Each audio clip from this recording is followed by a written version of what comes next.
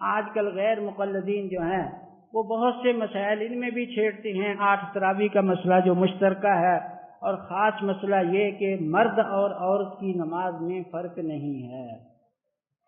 یاد رکھیں کہ ائمہ اربعہ اور احادیث سے جو ہے یہ ان کا فرق موجود ہے.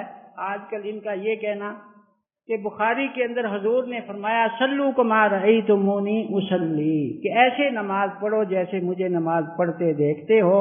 کہتے ہیں کہ یہ حکم عام ہے، مردوں کو بھی شامل ہے، عورتوں کو بھی شامل ہے.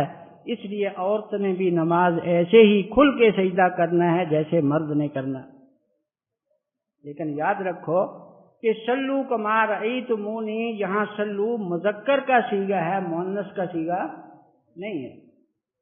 مذکر کے صیغے میں مؤنث جو ہے وہ بالطبع تو داخل ہوتی ہے، اشالتاً نہیں. اور دوسری طرف اشالتاً روایات ہیں مراسل ابی داؤد کے اندر کہ 2 عورتوں کو حضور نے کھل کر سجدہ کرتے دیکھا اور ڈانٹا، فرمایا کہ سمٹ کر زمین کے ساتھ سمٹ کر سجدہ کرو.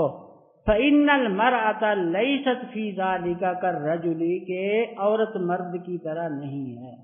اب یہ بات نبی پاک صلی اللہ علیہ وسلم فرما دیا کہ نماز میں عورت مرد کی طرح نہیں ہے. یہ کہتے ہیں کہ عورت مرد کی طرح. اور پھر جو ہے بہت سی روایات ہیں حضرت علی رضی اللہ تعالیٰ سے مصنف ابن ابی شیبہ کے اندر کہ عورت کا سجدہ اور ہے، مرد کا سجدہ اور ہے.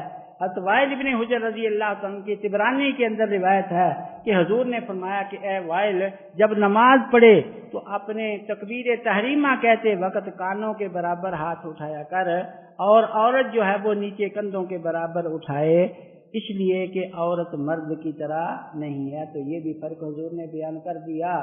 اور حضرت ابن عمر کی طبرانی میں روایت ہے کہ حضور صلی اللہ علیہ وسلم نے فرمایا کہ جب عورت جو ہے اپنی ران پہ ران رکھ کے بیٹھتی ہے سمٹ کے تو سجدہ کرتی ہے، تو اللہ تعالیٰ فرشتے کو کہتے ہیں کہ اے فرشتوں گواہ بن جاؤ کہ میں نے اپنی اس بندی کو بخش دیا ہے.